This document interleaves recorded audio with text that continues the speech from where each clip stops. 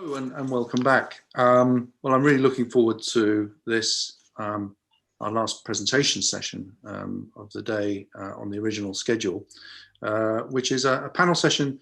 We've got three really interesting and eminent and experienced speakers for you from different backgrounds. I'll let them introduce themselves properly in a minute, but we're going to be covering the big topics in digital transformation and the route to DevOps Agile adoption and ultimately to continuous delivery. So lots of things to talk about. Before we get there, there is this, I mentioned this is the last scheduled session of the day. We've added an additional session at 2:10 CET, 1:10 British Standard Time, which is a recording of the presentation earlier in the day by ExactPro. Now, not all of you could get into that because we did have a password issue on the platform, and I apologize both to ExactPro and to you, but you can watch that session in its entirety. It will be a recording after the published agenda. Now you can check the new agenda by going to your timeline, refreshing. You can also refresh top right where your initials are, and that will show you also any requests that you have for meetings and connections from other delegates and participants today that you might want to follow up on. So do that, please. And after this session, we have the roundtable breakout sessions. Check your timeline, choose which one you want to attend, and we'll be going into those after this. Without further ado, let's dive back into the topic for this scheduled roundtable. DevOps, continuous delivery. I'd like each of our panelists, three panelists, just to introduce themselves briefly and talk a little bit about their role within their businesses. We've got three different kinds of business here. We have Bernes Maksumic from Nordea, Klevenberg, CEO of Baymarkets, and Johan Andén from Symphony, recently joined Symphony from Nordia. Bernes, can we start with you? Would you mind telling us a little bit about yourself and where you are on the curve at Nordea? Yes, I'll try to introduce a little bit where we are. So hello all, Bernes Maksumic here. I'm heading the QA engineering department for Nordea Bank.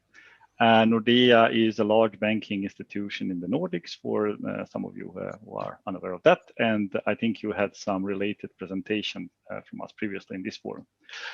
My personal background is in software development, testing, and a lot of architecture work. I would say that my heart is always close to heavy transaction systems and large business intelligence solutions. So a lot of ETL and the data work during many years. I'm also always taking decisions based on the data and the facts. I've been working in 20 plus countries with 20-30 clients and spent 15 years in telecoms, and the 6 last years are in banking. In QA engineering department, we are currently managing the test tools, test automation frameworks, test data, test environment, as well as the regulatory commitments we have towards our regulators. In Nordia, we are using SAFe to scale Agile. I've been approximately here 6 years, and last of 4 or 5 years, we have been on this CI/CD, DevOps and Agile journey. Where we are on the curve, I think the more you come to the front-end systems, the more CI/CD, DevOps and Agile, and the more you go to the back-end and infrastructure, the less. So the landscape is pretty scattered, I would say. Thank you. Tore.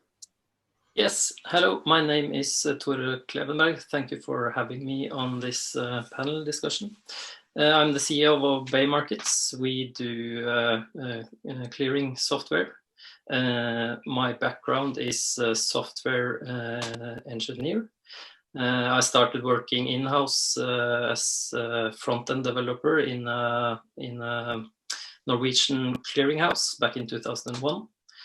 And I kind of climbed my way in the hierarchy, later back-end developer, architect, head of development. And in 2012, the company I worked for was bought by Nasdaq, so I worked a couple of years in Nasdaq as well.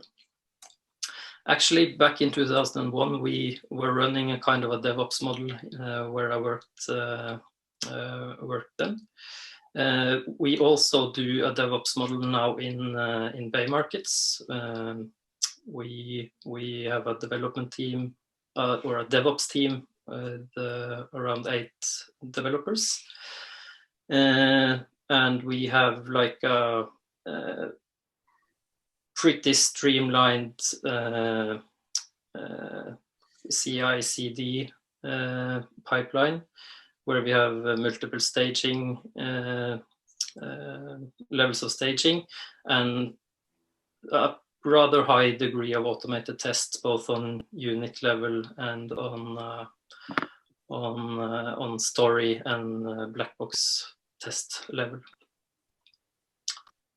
Yeah, I think that will do as an introduction for now. Great.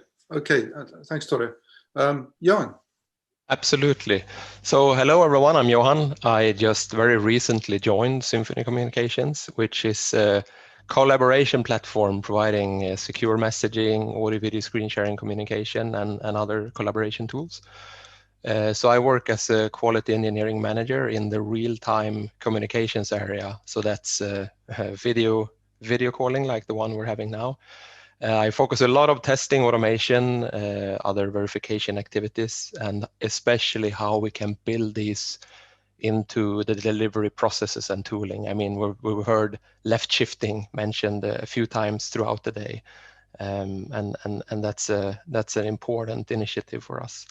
So what else? Prior to Symphony, I was with Nordnet and Skype before that in similar roles, working with test automation and continuous delivery and continuous deployment in particular. So I guess you can say I started out in communication, then went into finance and banking, and now I am within communication and collaboration in banking. So circle closed, if you will. And looking at where we are at Symphony in the DevOps and CD and CI and Agile journey. I mean, we often talk about DevOps, CI, CD, and Agile. Sometimes more or less is the same thing, or although highly related, they do mean different things, right? So in our case, we have started to move towards DevOpsifying some of our services, in the sense that we have development teams dealing with the deployment and responsibility of operating these services in production. We also have a pretty mature CI/CD system, testing the builds automatically until we have something that's ready for further testing and for production deployment. For instance, we have all the way up to full end-to-end testing, gating merges to master branch. So we ensure that we keep bugs out from the master branch. I think if we look at challenges from our perspective, we have a fairly efficient setup, but one of the challenges is definitely related to the fact that we have parts of our services run in the cloud and parts of our services run on-prem in an environment that's controlled by our customers, which means that from a continuous deployment and the DevOps perspective, there's an additional step of scheduling these releases and planning them together with the customer. So I think streamlining that process is one of the things we want to make more efficient next to move forward on continuous delivery, continuous deployment, and DevOps as well.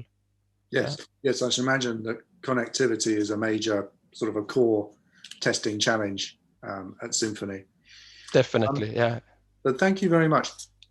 So we're going to open up the conversation a little bit and address some of the key topics we all want to talk about. And I'd like to start with the issue of how we know we're doing a good job at DevOps. And by extension, how do we know that we're getting an ROI from our investment in new technologies, in automation, in AI, but also more generally in making changes to Agile and DevOps ways of working? Do we benchmark code quality? Do we have measures for the impact that the changes we have are on our customers, on our customer satisfaction? I'd be just very interested in hearing from each of you how you address that challenge. And incidentally, I was reading a report released by Capgemini this week, which pointed to the fact that only a minority of firms actually know whether or not they're getting a return on investment from their automation technologies. It's, if you like, a leap of faith to a large extent. Bernes. Yeah, so in Nordea, I would say we have quite a structured way of measuring quality. We measure it on several levels. We have an operating model and the testing strategy stipulating on how to do this from the development, unit testing, onto component integration testing, to system integration testing, UAT, pre-production dress rehearsals, etc. I mean, there are some key metrics that we try to capture in order to sort of benchmark the code quality, and this is related to defect leakage to a higher environment. We are measuring product regression quality, coverage of test automation, defect detection percentage, product confidence requirements test coverage, also code coverage on the enterprise level.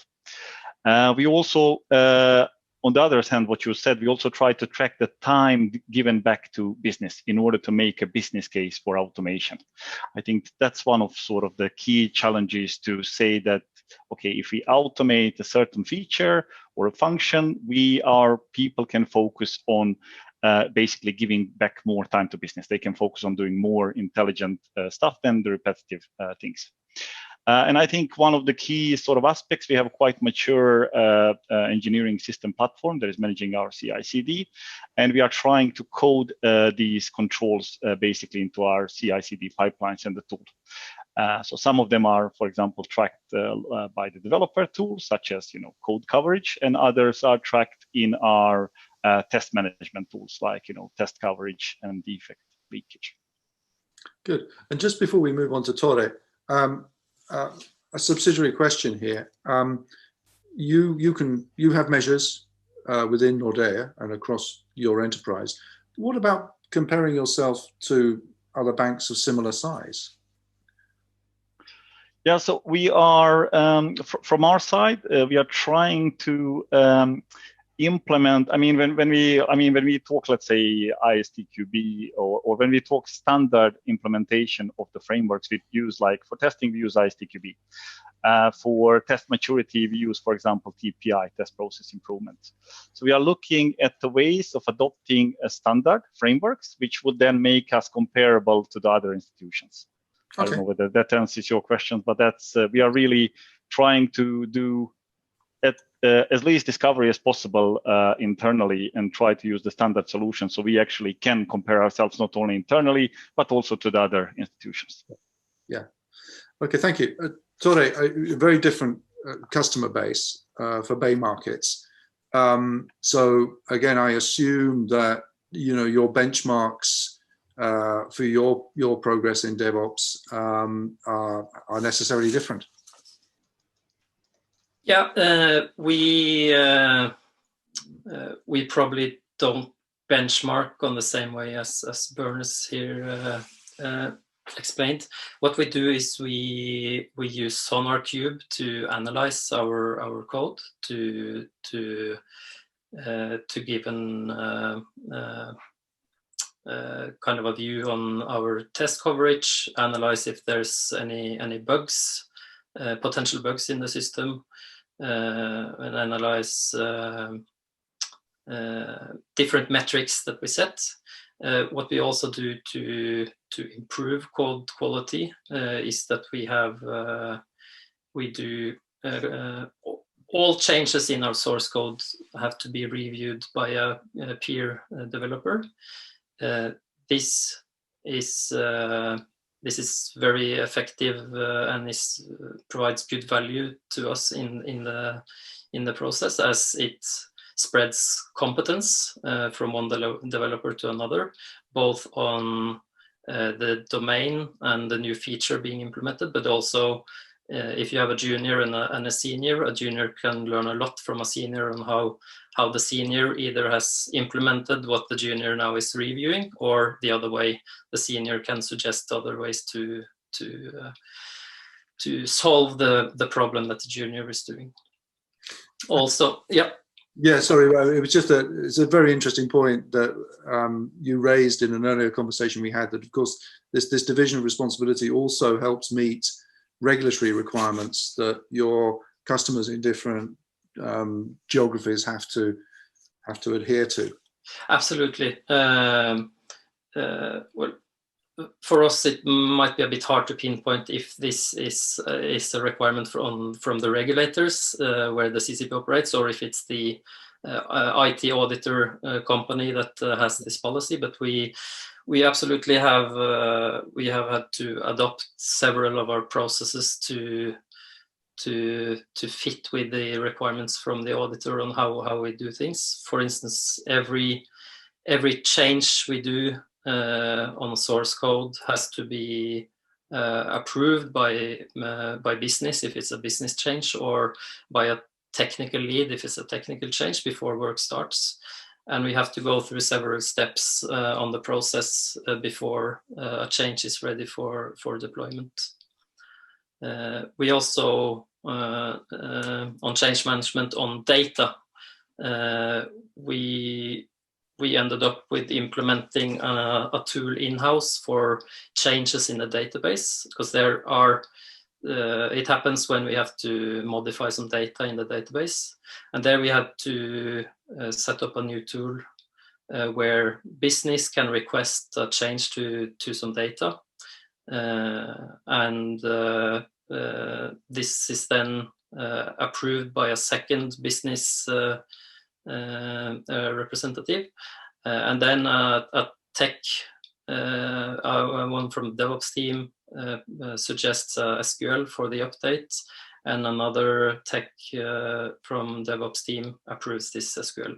So this, just to be compliant with the auditor, but we also find it very useful in the compliance area, where we have to explain and see, and you have full audit trail on what was changed and why and when. I presume that's important for data management as well. Absolutely. Because you're using a lot of client data. Yeah. Yeah.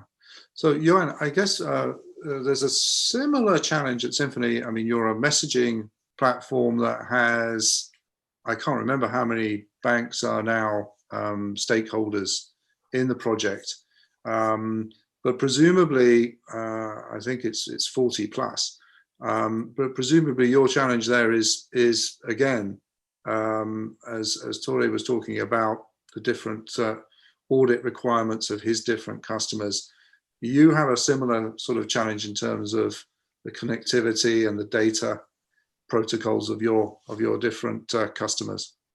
Yeah, definitely, and in particular, if you look at the real-time communications area of the Symphony platform, I mean, I think this has become more apparent now in the pandemic situation as well, because more people are working from home.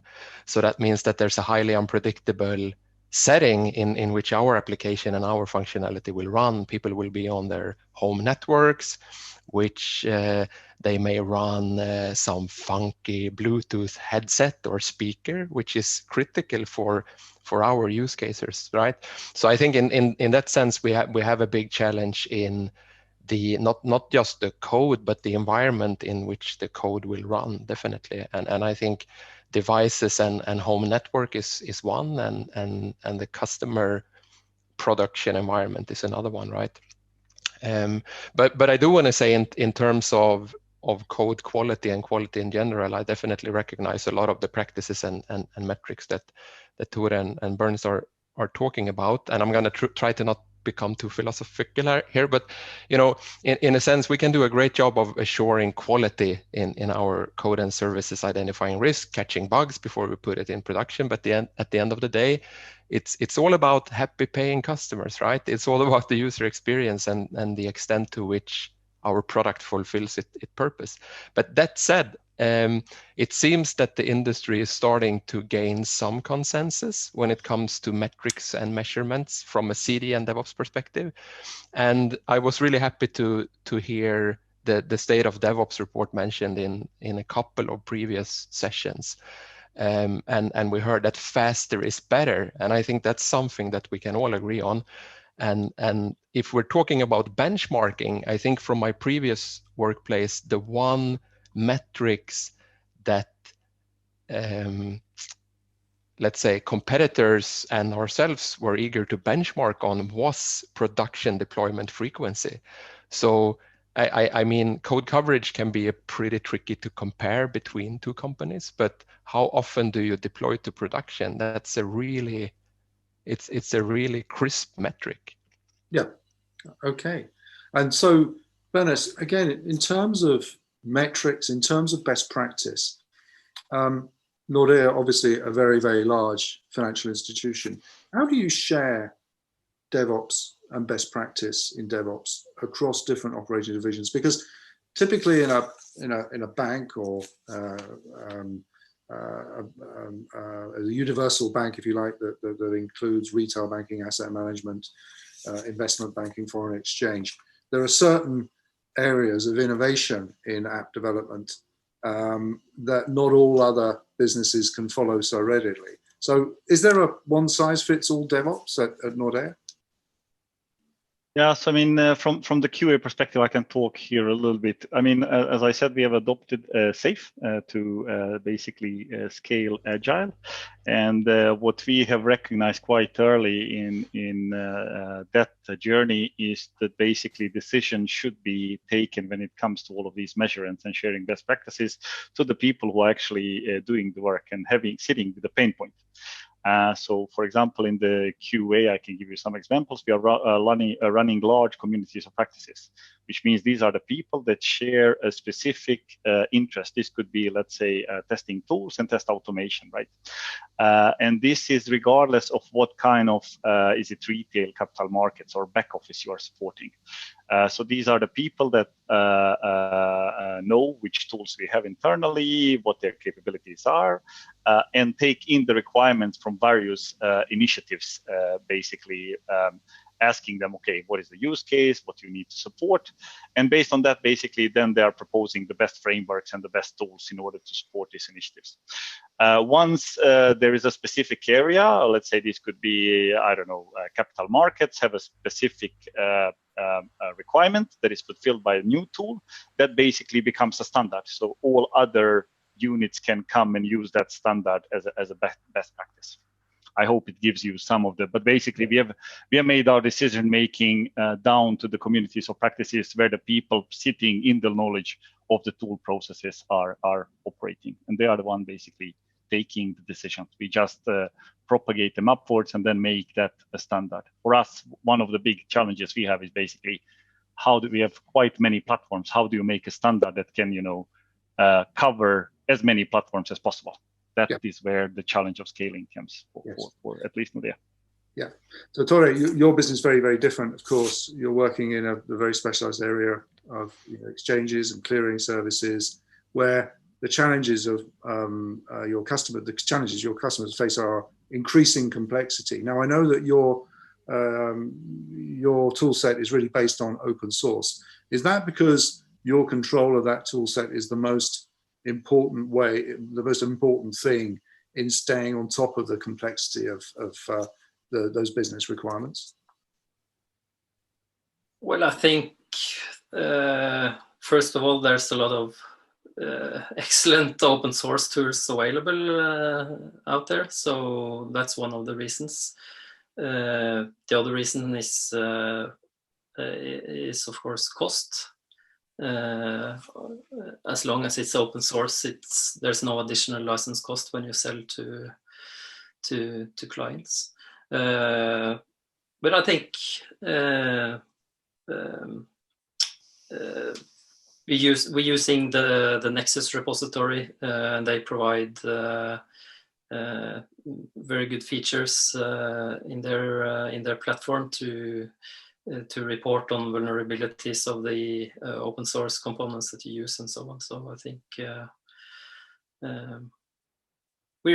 we're happy with our package and the open source tools that we use, and we work on a whitelist from that our clients produce. So if there are any if one of our components is not on their whitelist, either we can ask for an exemption or we have to choose another package. Okay, good. We have just 4 minutes left. Sorry, time does fly.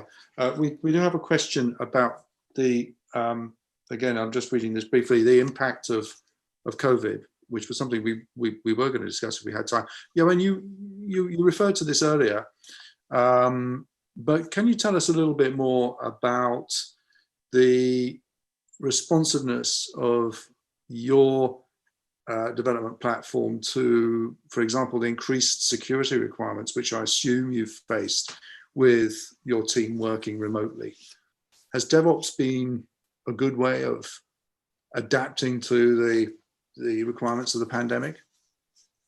So I think from our perspective, I think the main challenge, like I mentioned, has been more around a higher diversity in this setting and the tools used when using our features and services, especially for the audio video screen sharing bits, right? So I think that's been the main challenge. But apart from that, it is we build a tool for remote communication, so it just continues to serve that purpose. And in some cases we see different challenges, but other than that, there isn't a huge difference, I would say. Bernes, what have you learned at Nordea from the experience of the past 6 months? I think we learned a lot. I would share a lot comments. I think when it comes to collaboration platforms, they have been really stable, I think basically this is the new normal that we've got used to a lot when it comes to, you know, segregation of duties, principles like that. Also being when you have outsourced services, you know, how much you should really retain in-house in order to be able to spin your services really slowly, etc. So there's been, I would say, at least that's a positive side of the pandemic, if you can phrase it like that. So, and Tore, I mean, just to go back to your previous point about open source, it's economic. It also gives you control. I mean, is that something that COVID has affirmed? The utility of open source tooling in terms of your self-dependency? Well, I think on our processes around software development and so on, I think the software package itself that we develop has not seen much changes since the pandemic started, but it's from time to time challenging not being able to draw boxes on the whiteboard. That's probably one thing we miss. The creative, it's hard to have the creative sessions that you can have on a whiteboard. It's hard to have that in the digital world. I think that's the only challenge we've seen so far. Apart from that, we were quite well rigged with being a rather small organization. We were well rigged with VPN solutions, and we had people working from remote before the pandemic already. So, just briefly, then, just to end up, we just have a minute left. Can maybe each of you just give me some, and obviously our delegate audience as well, an idea of what a key challenge for you in 2021 is going to be? I mean, in terms of your software development. I mean, do you have any targets, for example, Bernes, in terms of increased automation, the application of AI? What is there one thing you can pick on? I think increase of AI is one, and increase of also data in our SDLC, so usage of data. Yeah. Those are, I think, probably the two key ones. And then we are talking about everything as a code. So I mean, even a lot of transformation is done by, you know, compliance as a code, infrastructure as a code, etc. Yeah. So that's some of the targets. Yeah. Johan? I would say continuing on the DevOps and CD journey and continuing to build in more of the processes and activities into the one and the same delivery pipeline, whether it's actually unit test, end-to-end test, or even manual testing and the sign-off process, make it really visible and in the same pipeline, in the same flow, streamlining flow and delivery process, I think, to become more efficient. Great, thank you. So Tore, a final word to you. Yeah, I'm with Johan here. We're also looking to streamline the processes more, and now we're on technology more starting to use Docker and microservices to a higher degree and streamline the whole deployment process and being able to create a sandbox with one click. Well, gentlemen, thank you very much. Thank you for joining us. I'm sorry time has flown by so quickly, but we have to end the session there. Just a reminder to our delegates that our breakout sessions are starting immediately now. So go back to your timeline, top left, click on that, refresh, and you will see your choice of breakout sessions to attend, and you can have a conversation in there directly with our speakers and their colleagues. Thank you very much, gentlemen. I'm going to end it there, but I do appreciate the time you've taken to join us. Thank you. Thank you. Thank you.